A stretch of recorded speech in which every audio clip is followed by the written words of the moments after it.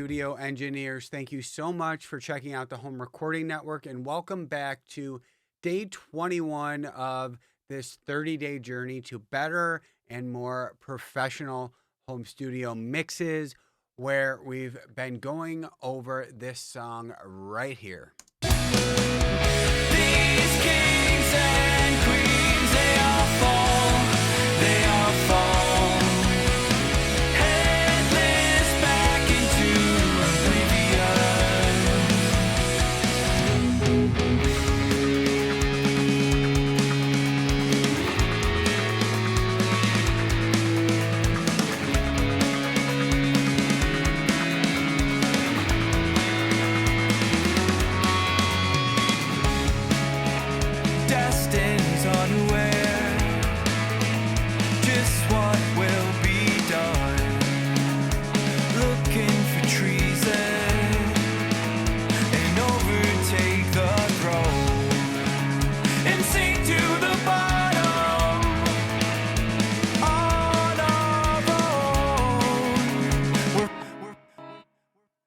All right, so if you've been following along, and I hope you have been, up until now, we've gone over some pre-mix ideas or things that you should consider before the mix. We've gone over the drums, we've gone over the bass and the guitars, and we're not going to really go over any of the keys, the synthesizers or the pianos in this song. One reason I'm not going to do that is because these were tracked with pretty expensive pieces of equipment. So the keyboard player actually had a nice analog synth and a stage piano. And not everybody has those type of instruments. Most of you are probably working with MIDI, which is completely fine, by the way. But there's no go-to way to EQ and compress those types of instruments. And if you are working with MIDI, it should sound really decent right away. So you might not have to do much mixing with those instruments. Because I'm doing this series in the same order as I mix, like I start with drums first, work forward from there, I figured I should stop right now and show you what I would do at this point in the mix. So before I start mixing vocals is when I like to get my mix bus at least set up. The plugins that I put on there might not stay there, or the settings might change a little bit.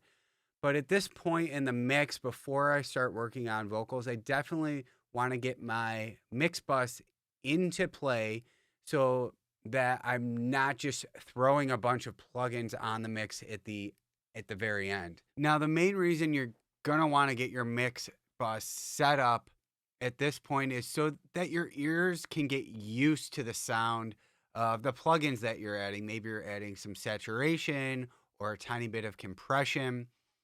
Our ears have to get used to that. If we just throw a bunch of plugins on at the end, the mix is going to sound completely different to us. So it's better to just get it set up, get the mix bus set up, get the plugins that you like on your mix bus set up now. So again, our ears aren't shocked at the end of the mix when we turn all these on. Now, I'll run through all these plugins in a lot more detail when we get to the day that we're actually going to talk about the mix bus. But just for now, let me just play the song without the vocals, and then I'll occasionally bypass all the plugins on the mix bus, and you'll be able to hear what a difference they make, which is the reason why we don't want to just throw all these on at the end of the mix. We want to get used to hearing the mix in this way.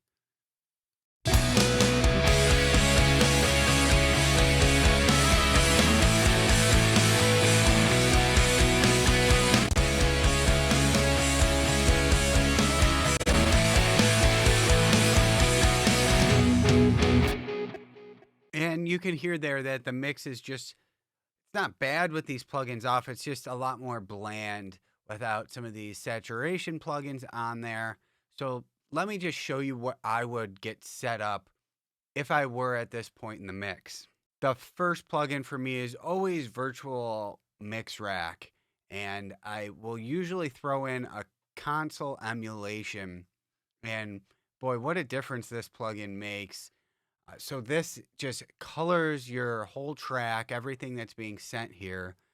And the plugin next to it is Revival, which I would not necessarily turn on at this point in the mix.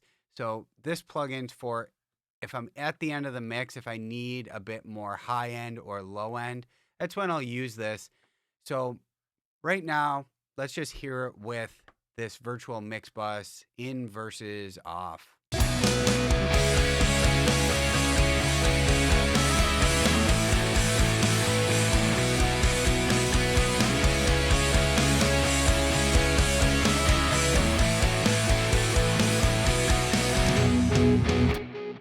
I really love this guy just for the transients in the mix. So I feel like it always makes my kick and snare hit a bit harder.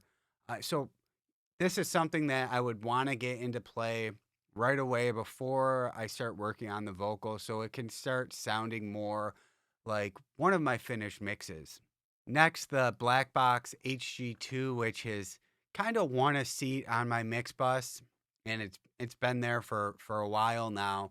And this is a plugin that you can just turn on and it will saturate your mix overall. You can choose to just saturate the low end or the high end. But this is just a great plugin that you can simply just power on and leave in the default settings and maybe tweak at the end. So after that, we have a tiny bit of compression with the API 2500 series compressor. And again, this is when I want to get a little bit of compression going. Not too much. There's never too much on my mix bus, but I just want to have a tiny bit going while mixing so that I'm not turning on a compressor at the end of the mix and completely changing the mix.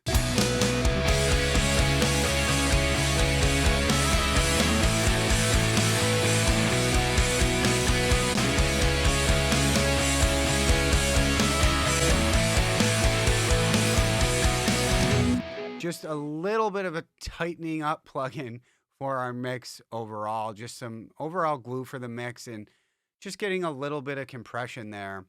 Next, we have the virtual tape machine, which again, if you throw this plugin on at the end of the mix, a lot of times it will bump your low end too much. So you're better off kind of mixing into the virtual tape machine so that you're not surprised by any low end spikes at the end of your mix.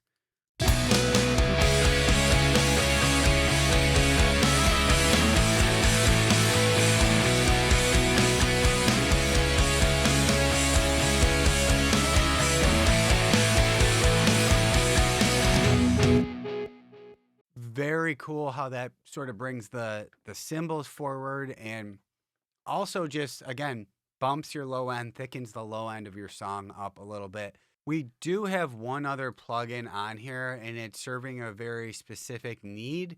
And I'm not really going to talk about that now because it's not something that I would do at this point in the mix. It would be something that I would do at the end of the mix. So we'll talk about that when we actually get to the mix bus section. But really that's all I would do. I would get some of the saturation plugins that are going to be on my mix bus in there at this point, maybe add a tiny bit of compression.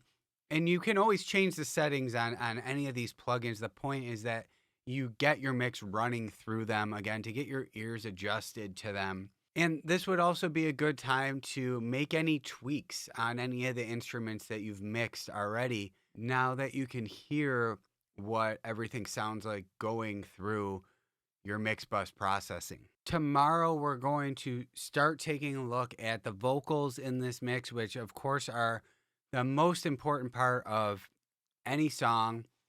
And guys, if you like this video or it helped you out or the series has helped you out, don't forget to like and subscribe.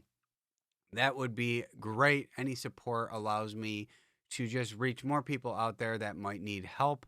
And if you got any questions on any of this stuff, just let me know. And hopefully we'll see you tomorrow. Hey guys, if you like this video, be sure to download your free Ultimate Home Studio Mix Guide with your go-to EQ and compression settings for all your tracks. And also be sure to register for my free online mix training that I hold a couple times a week so that you can learn how to make radio quality music from your home without breaking the bank.